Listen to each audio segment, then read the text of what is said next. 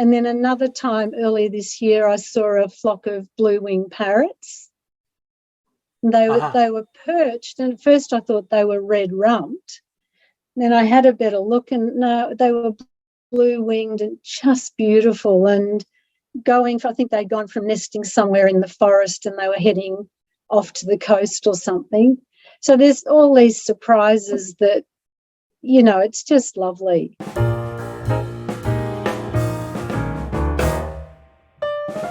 Hello everyone, and welcome to the Birding Today podcast, where birders come together to discuss the joy of birding. I'm your host, Guillaume Durig, as you know by now. Today's guest is a mother and a grandmother who enjoys every aspect of birding.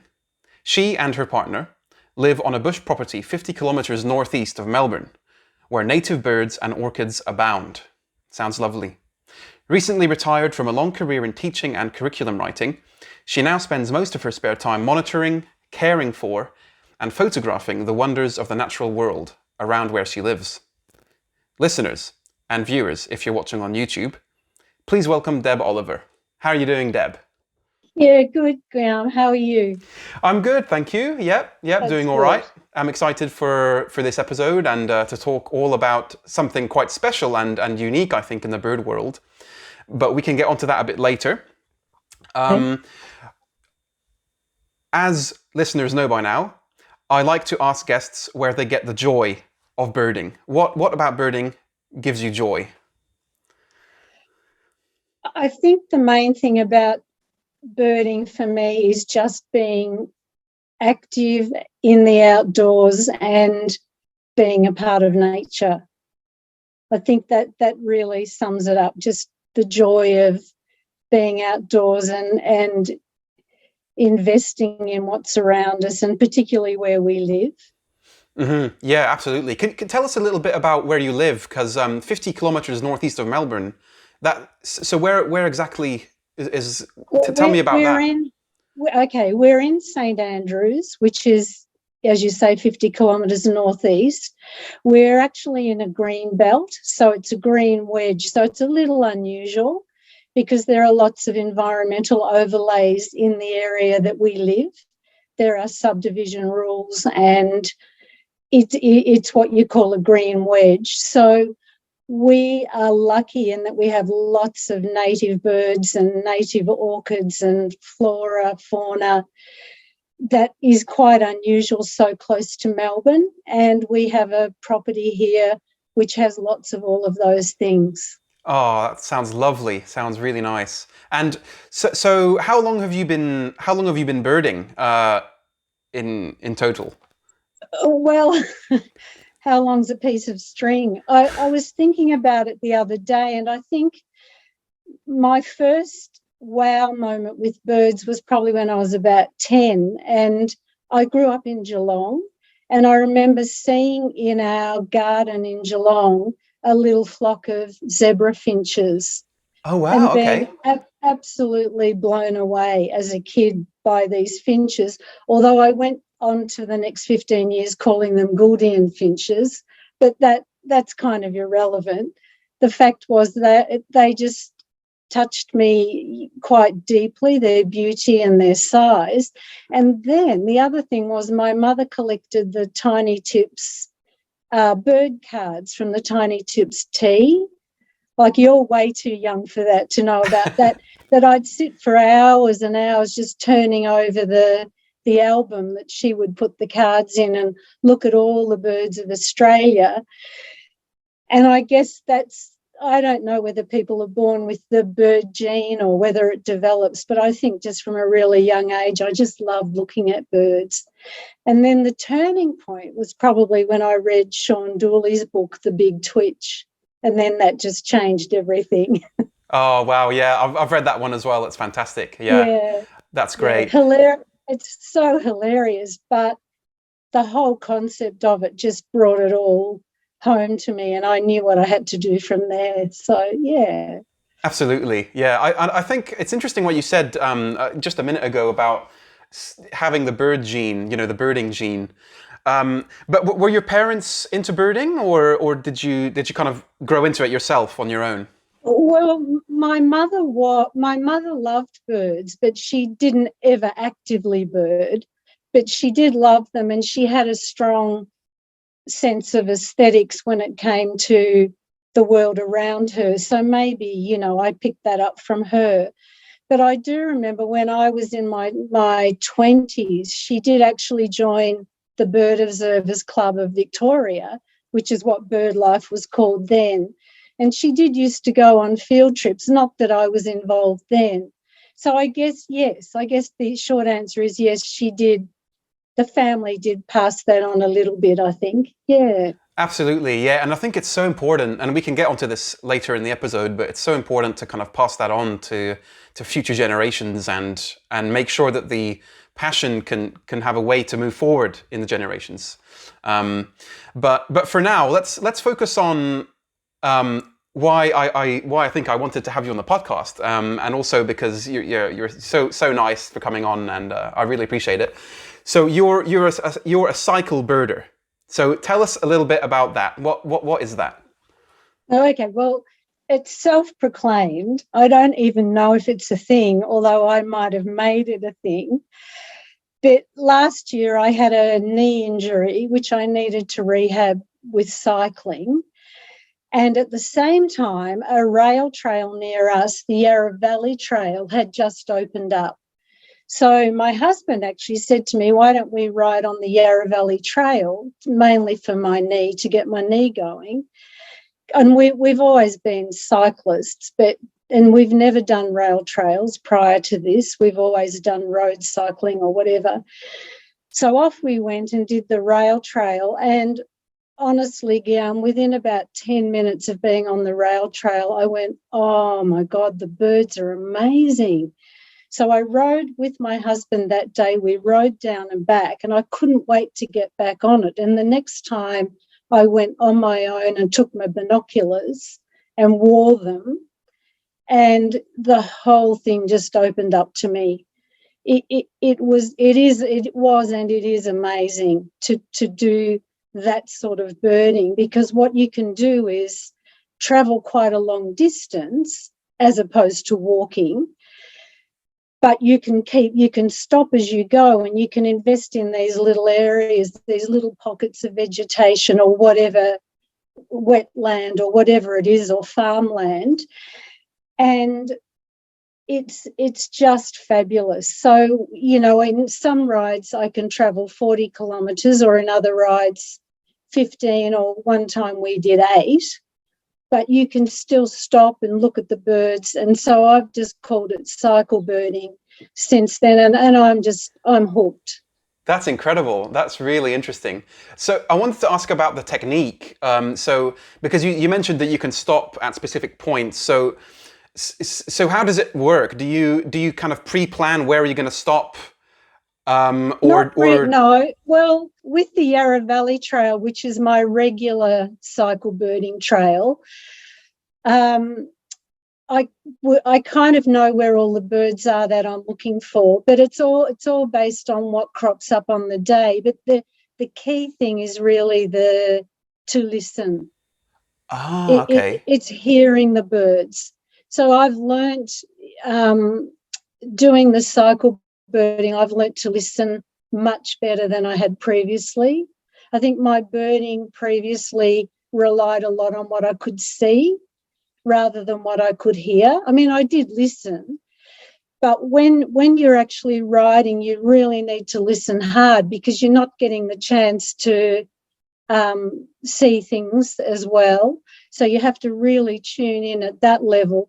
And then as soon as I see or hear anything, I just can stop and then dig out whatever's there, or spend time there, or it flies off and I move on, kind of thing. Absolutely. So just that, yeah.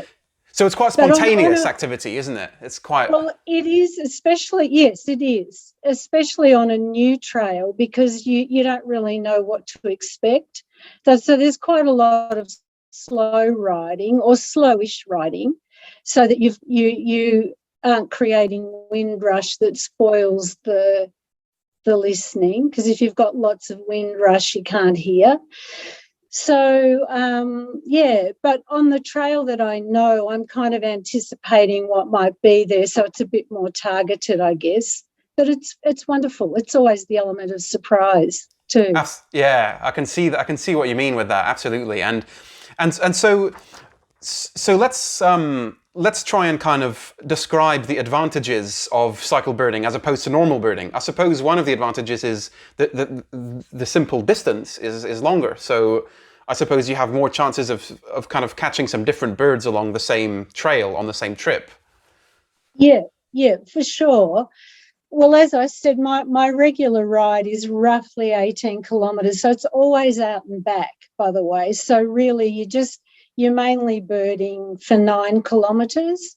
You know, you do all your birding on the way out and all your stopping. And then coming back, you would only stop for a bird you didn't see on the way out. So because I do eBird lists, we can't count the birds coming back unless they're new. So it's a solid 9Ks on the way out. And I've forgotten the question now, Guillaume, sorry. Just about like the advantages, you know. Oh, yeah. So you just think over a 9K distance, on a rail trail in particular, there are so many different habitats.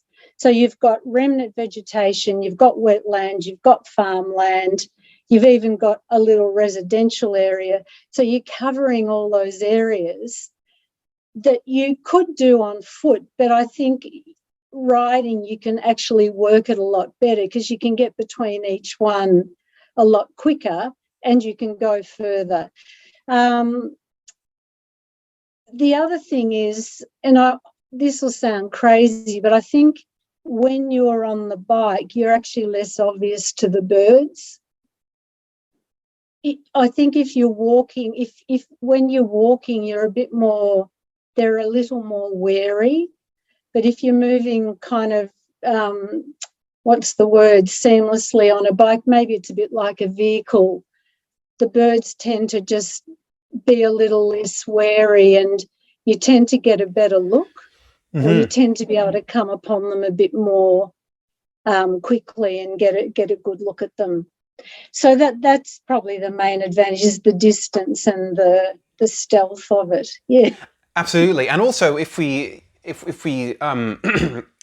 you know, we can also look at the health aspect of it. It's a really good way to stay fit, and you know, often we say that getting out birding is an advantage because it's healthy, but a lot of birders just kind of never really get their heart rate up, you know, because sometimes, you know, it's just most birders just kind of walk around slowly or sit in a hide, but this is a really good way of birding that also kind of keeps you fit, I suppose.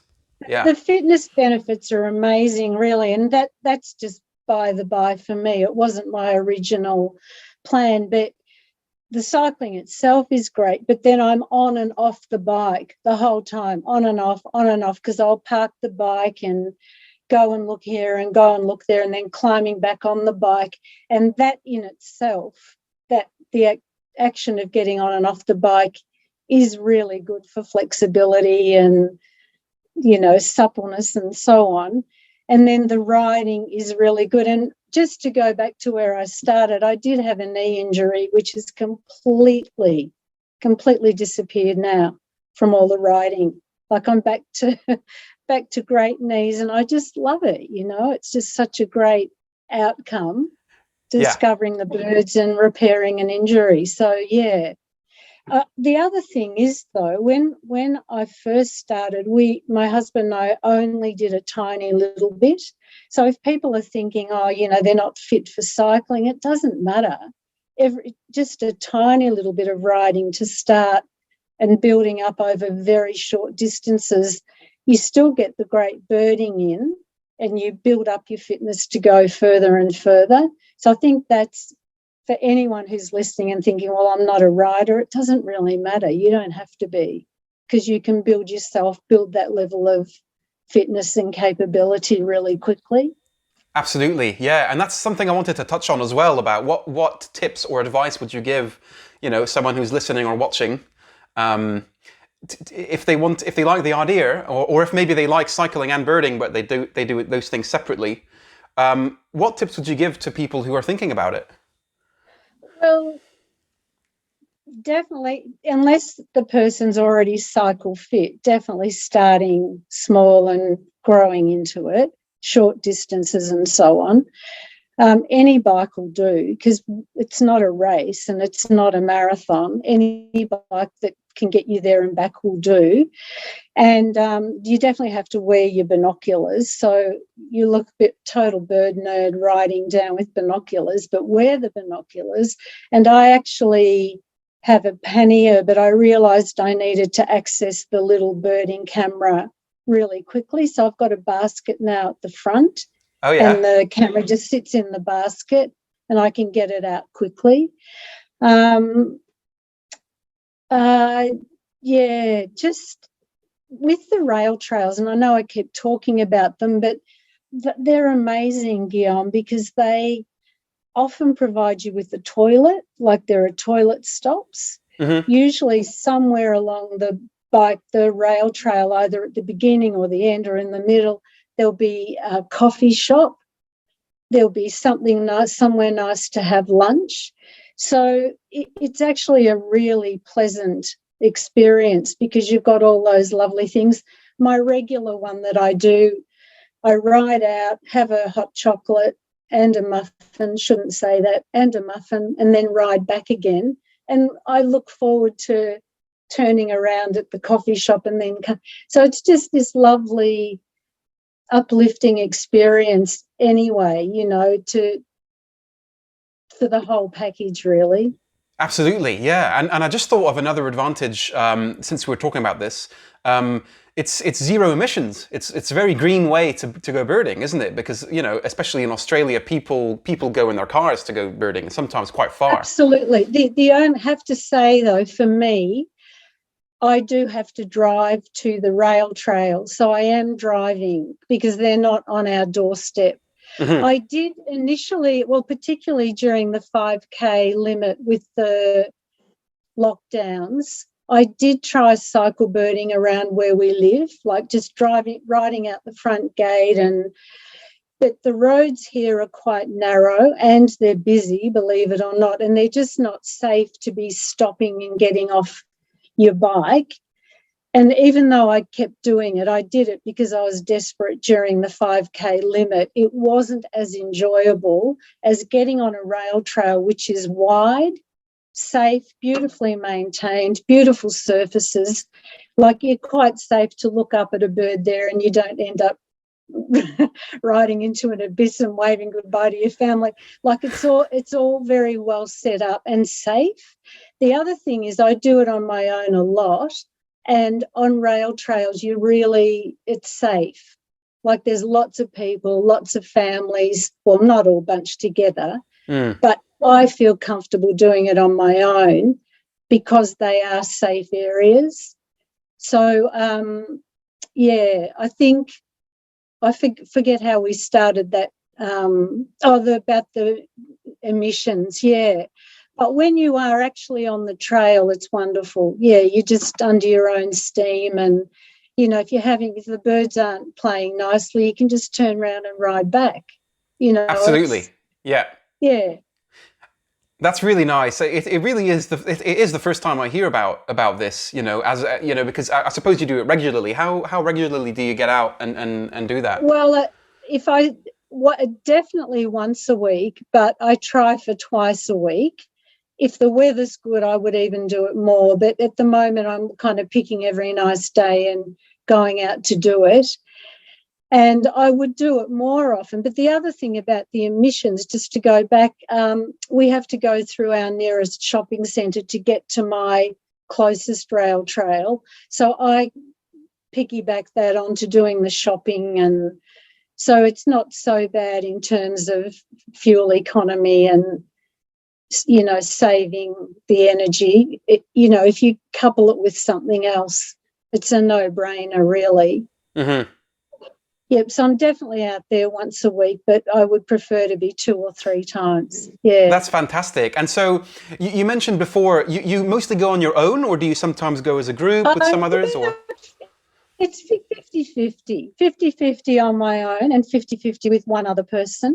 But I wouldn't want to do it with more than one other person, because I think I'm probably got to the point where I don't really enjoy big group birding that much. I prefer it just 1 or 2 people. I think it's kinder on the environment and kinder on the birds. And I have one beautiful friend who will ride with me all day, never complains, still happy to look for birds 5 minutes from the end, and she's awesome. So we do it together and it's lovely. Yeah, fantastic. That's really nice. So do you have, I wanted to move on to the birding, to the actual birding. What are some of the best birds you've seen out on the trail when you were on your bike? Oh, well, on the local trail, all of the birds are fabulous, by the way, because I've kind of got to know them now. And I got to know the brown falcon family, the pair that nested. Every time I'd go through, I'd see them near the nest. And then 2 weeks ago, it nearly made me cry. 2 weeks ago, coming back, they had the young. So there were the 2 adult birds and they had the young bird, and they were all together, and the adults were teaching the young how to fly around and do their thing. And it was just beautiful. So it's not that the brown falcon's actually my favourite bird, but kind of watching that evolve is just beautiful. And we had that last year with the black-shouldered kite too. Oh, wow, lovely. The black-shouldered kite had 3 young, and we were watching them the adults teaching the young to hover out over the field. So that was amazing.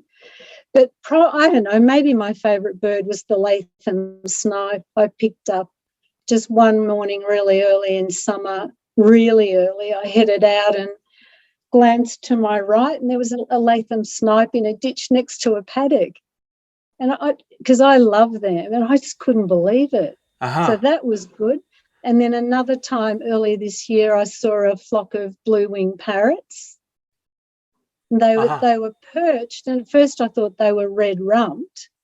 Then I had a better look, and no, they were blue-winged and just beautiful. And I think they'd gone from nesting somewhere in the forest and they were heading off to the coast or something.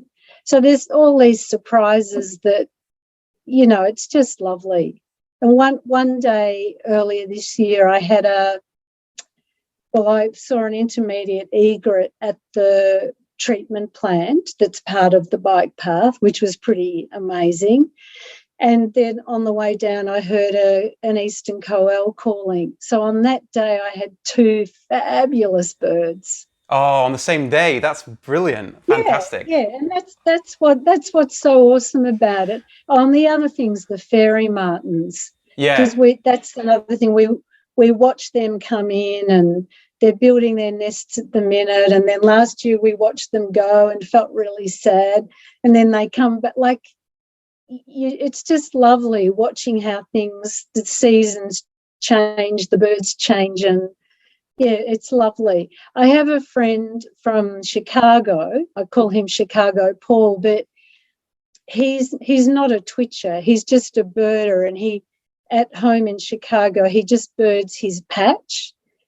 And he says, I just go out to my same patch and I just love it. And I used to think, but, you must get sick of it, birding your same patch. And now I get it because you just are so invested in the families and the triumphs and the the disappointments of the birds, and you feel like you know them, and it's just this other beautiful way to bird. Absolutely, yeah. Although I suppose your patch is much bigger because you have a faster way of getting around, so you can you have access to kind of a really. So what's the habitat type the main habitat type that you go cycle Well, birding as in? I said, it's varied, and it's Okay. the same on all the rail trails that I've done, because they are rail trails. They're old train lines where trains used to run. So they go through farming land. There are bits of remnant forest. There are wetlands. There, as I said, little residential areas. So it's the whole thing. On my main one, I go from farming, and I'll see Eurasian skylarks and pipits and stubble quail. And then I get into remnant bush, and then I'll see in summer dusky wood swallows and the honey eaters. They'll be in the remnant bush, and then go further on, and then there'll be all the horrible weeds like the blackberries, full of red-browed finches and fairy wrens and goldfinches and green finches. And so, that's the other really interesting thing about it, that I call dirty vegetation or weedy vegetation is actually really important, because you realise that it doesn't have just sparrows or introduced birds. Our birds actually have adapted to it, and they rely on it. Mm-hmm. So and then towards the end of that ride is the treatment plant, and that's amazing, just full of all the fancy ducks and shell ducks and stilts. And so you get down there and we wheel out onto the platform, and you have a drink and put your bins, and you just scan all the beautiful water birds. That's lovely. What treatment plant is that? That's the Lilydale, I forget its exact name, but the Lilydale sewage plant, treatment plant. Okay, yeah. And it's a series of 5 ponds, and you're just looking through the fence at them, but they're close enough to the fence, to the trail, that you can get a good look. I mean, Mm-hmm. A lot of people go out just to bird that section because it's so rich. Yeah, I can imagine. Yeah, and that's what I wanted to move on to as well. All these birds that you can see out on your trips. So you said you use eBird. How does that work? Do you, every time you see one, you stop, or because I just had an interview with who was it? Who was it with? It was with Grace Lewis. With Grace Lewis, who's doing a big year. Yeah. Of course. And so she said that she also uses eBird, but she tends to remember the birds that she sees and then do the list at the end. Yes. So how do you do it? How do you do eBird? Exactly the same. So I start the list, so I know what time it is and when I began the journey, but I don't touch the phone while I'm actually birding. Like, I know people who do, and it works beautifully, but I don't want to be looking down on the phone when I'm in the field. And I'm really good at remembering all the birds from that session, but I have to tick them off straight away once the session ends, otherwise it disappears into the ether. So I say them out loud usually when I see them, especially if I'm with a friend. Yeah. I'll say there's that, and if I say it, I'll remember it. Mm. And then I just upload the list when I get home, and any photos that are worthy I'll upload, and then it's done. Yeah, so that works really well for me. Yeah, fantastic. And using eBird like that, and also just getting out is such a great way to keep sane, and especially this year with the lockdowns and stuff. And we talked a little bit about this before we started recording, but so because you were in lockdown up there as well, weren't you? Yes. Oh, yeah. Same as Melbourne. Yeah. Mm-hmm. Same rules. Mm-hmm. So, yeah, look, we are so lucky living here. Well, first of all, I have my own backyard, literally, which is full of birds and orchids, and I also have really fantastic reserves that are within the 5K limit. So I can even leave home, travel within 5Ks and go to other reserves. And, it sounds terrible and I shouldn't say it, but there is an element of lockdown that I love, because for me, all that's guilt-free. When I go out every day, it's guilt-free because I can't do anything else. So, Right. but having said that, I'm not trivialising it. I know how awful lockdown is. I know that. I know it's terrible for some people, and it's a terrible thing for people cooped up in little apartments and kids at home and losing it. I know all of that. But for me personally, being able to go out into the bush and look at the birds and even cycle bird is just my salvation, really, during those periods. Yeah, absolutely. I can imagine that it was really a help for you to have that space. But I also think it's worth mentioning that even here in Melbourne, us birders who were stuck in the 5 and then 10 and then 15K, it also enabled us to kind of, have a closer look to the birds that were in our Yes. little area, Yes. even if it's very urban. For example, I in the 5K when it was really restricted, I usually went to Wattle Park to check out the birds that were there. And yeah, I think it's a really good way to focus on what is always there, but in normal times we didn't, didn't pay as much attention to. Yeah. Totally. I could not agree more. And that's really what I've done here. And there's a gully it's part of our land, but it's in our south, and it's a really steep gully and it's quite hard to access. But I did access it last year during lockdown, and I ended up calling it COVID-19 Gully because I realised how rich it is. And, in previous years, I've been running off to all these other places to bird, probably, and I didn't actually dig in my own backyard in that particular spot. And it is amazing. And I'm so grateful that I had the opportunity just to work it as often as I wanted to and find these amazing birds there and other wildlife. Yeah, right. Because I like the fact that you mentioned other wildlife, because you when we were emailing back and forth, you sent me the link to one of your blog posts where you detailed how you monitor and care for the wildlife around your home. So tell me a bit about that activity as well, the monitoring. That's interesting. Well, I shouldn't overrate myself at all, but I've been really lucky to spend quite a bit of time this year, especially with one of our local rangers. And he's a local legend. He grew up in the area, knows everything about the area, the birds, the orchids, the wildlife. He's just amazing. He's what you would call a living legend. And I think he really realised at the start of this year that I now have a good camera. Right. So he's invited me along to lots of his sessions in the field, asking me to take photos of various things, which I've absolutely loved, like such a privilege. So I've learnt so much this year especially, and we've done the Dunner project, the Common Dunner project. So I took photos of that project for him, and we've been monitoring the southern toadlets in a nearby reserve, which are endangered in south of the Great Dividing Range. So we've been monitoring the southern toadlet tadpoles, and we've been looking at all the rare orchids and photographing them and cataloguing them.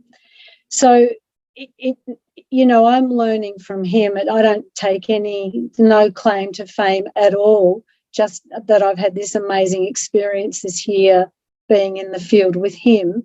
But he also worked with us on our own property to install habitat for Antechinus and Dunnard, and we've got nesting boxes for the phascogales and sugar gliders and so on and so forth. So it's kind of, we've got a holistic approach, I guess. And then we've got this amazing, his name's Cam Beardsall, and, he's just fabulous. He knows everything you need to know, and he shares all of the information, and it's just enriched our property so much having him giving us advice. And so that's Fantastic. where all that comes from. Yeah, he sounds like a really interesting guy. Is he with Parks Vic or? Yes, he Right. works for Parks Victoria, and his job's unique in that he manages all of these very specific projects. His boss just gives him not free rein, but probably just gives him the time to go and do these incredible projects.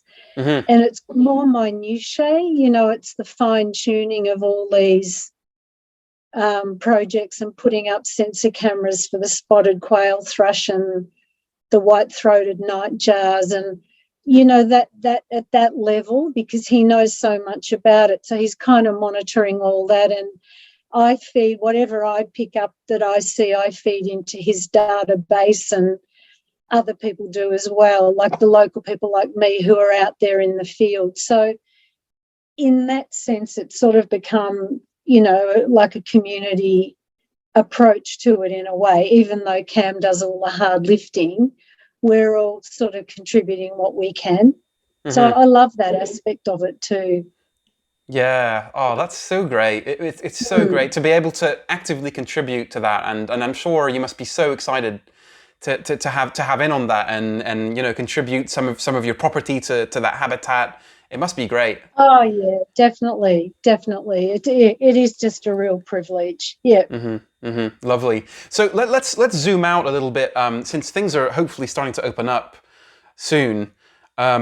Nationally speaking, at least. Have you been around Australia a lot birding on specific trips, or do you tend to stay around?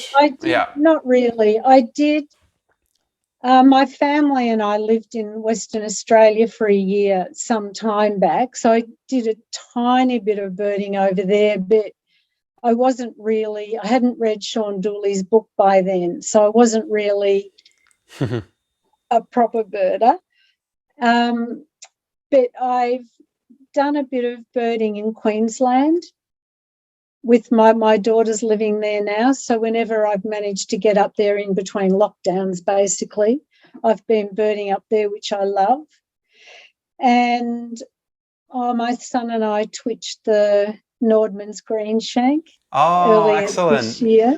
Yeah, that was fantastic. But yeah, other than that, no, Australia's still an open book for me, really.